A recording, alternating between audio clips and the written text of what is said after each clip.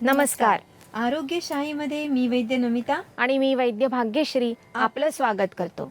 आरोग्यशाहीमधलं चौथं अक्षर आहे श. श आहे शास्त्राचा, भारतीय शास्त्रांची माहिती करून घेण्याचा. भारतीय ऋषीमुनींनी आपल्याला अनेक समृद्ध शास्त्रांचा वरदान देऊन ठेवलेलं आहे. असंच एक आज संपूर्ण जगाला हवंहवंसं वाटणारं शास्त्र म्हणजे योगशास्त्र. योगामध्ये एकाच वेळेला शरीरावर, मनावर, हॉर्मोन्सवर इतकंच नाही तर आतल्या जीवावर सुद्धा सर्वोत्तम प्रभावी काम करता येतं. भारतीय तत्त्वज्ञानात अहंकार हा सर्वात कठीण समजला जातो. कितीही ज्ञान असलं, यश, कीर्ती, प्रतिष्ठा पाठीशी असल्या तरी अहंकारामुळे सगळं काही धुळीला मिळू शकतं. मात्र अहंकार किंवा इगो ही अशी एक गोष्ट आहे की ती फक्त उपदेशाने किंवा इंटलेक्च्युअली कमी करता येत नाही. अहंकारावर काम करायचं असेल तर त्याला प्रॅक्टिकल मॉड्यूलची जोड लागते.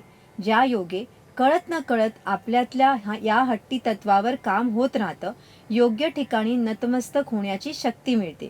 या दृष्टीने श्री गुरु डॉक्टर बालाजी तांबे यांनी रचना केली समर्पण किंवा सरेंडर या क्रियेची. चला तर आज पाहूया ही क्रिया कशी करावी ते. सर्वप्रथम जमिनीवर बसावं, पाठीचा कणा ताठ असावा आणि शरीराच्या काटकोनात पाय सरळ ठेवावेत.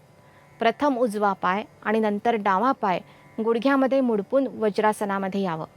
हात नमस्तेच्या स्थितीत जोडून छातीजवळ ठेवावेत व श्वास पूर्णपणे आत घ्यावा. हात जोडलेल्या स्थितीत ठेवून शरीरासमोर सरळ करावेत. यावेळेला अंगठे आकाशाच्या दिशेला आणि बाकीची बोटं जमिनीला समांतर असावेत.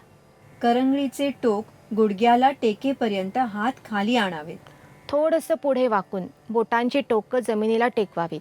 यावेळेला पाठीचा कणा सरळ असावा.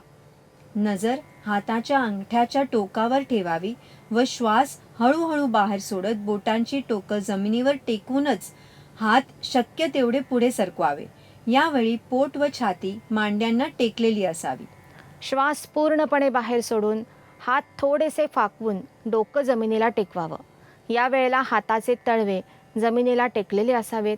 श्वास पूर्णपणे बाहेर सोडलेला असावा आणि हात सरळ असावेत. या स्थितीत नितंब टाचांना टेकलेलेच राहतील यावर लक्ष ठेवावं. क्षण 2 क्षण असंच राहावं.